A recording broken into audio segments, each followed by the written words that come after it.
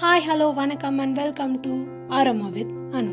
வீடியோக்குள்ளே போகிறதுக்கு முன்னாடி இன்னைக்கான சப்ஸ்கிரைபர் ஷவுட் அவுட் செக்மெண்ட்டை பார்த்துக்கலாம். நம்மளோட ஃபர்ஸ்ட் எபிசோட் வெஜ் பரோட்டாவில் கமெண்ட் பண்ண சில ரேண்டம் சப்ஸ்கிரைபர்ஸோட நேம்ஸை இதில் போட்டிருக்கேன்.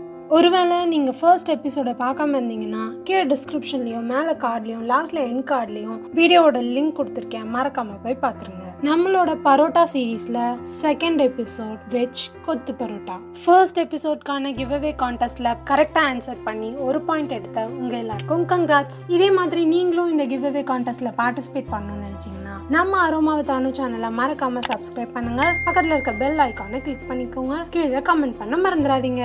சரி வாங்க வீடியோக்குள்ளே போகலாம். வெஜ் கொத்து பரோட்டா செய்ய ஒரு தோசைக்கல் எடுத்துக்கோ. அதில் 3 ஸ்பூன் ஆயில் ஊற்றிக்கோங்க.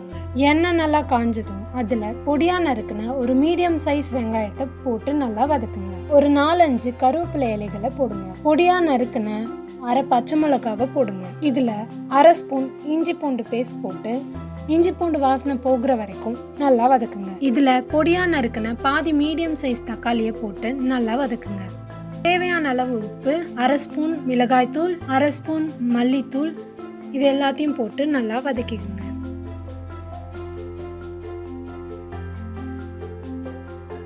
இப்போ நம்ம ஏற்கனவே செஞ்ச வெஜ் பரோட்டால 3 எடுத்து நல்லா பிச்சு வச்சுக்கோங்க. இந்த பரோட்டாவை நம்ம வெங்காய தக்காளி கலவையில சேர்த்து நல்லா மிக்ஸ் பண்ணிக்கோங்க.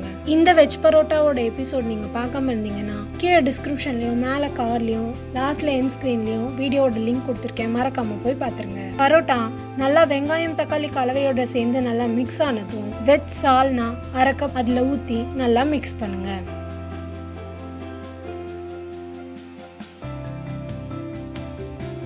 பரோட்டா அந்த சால்னா கூட நல்லா மிக்ஸ் ஆனதும் நான் பண்ற மாதிரி 2 தோசை கரண்டி எடுத்து இந்த மாதிரி பரோட்டாவை நல்லா குத்தி விடுங்க. தோசை கரண்டி 2 இல்லைன்னா நீங்க வீட்டில் இருக்கிற டம்ளரை கூட யூஸ் பண்ணிக்கலாம். இப்போ நம்மளோட வெஜ் கொத்து பரோட்டா தயார். இதை நீங்க செஞ்சு வச்சீங்கன்னா 5 நிமிஷத்துல நீங்களே காலி பண்ணிடுவீங்க. இந்த சீரீஸ் மேலும் தொடரும்.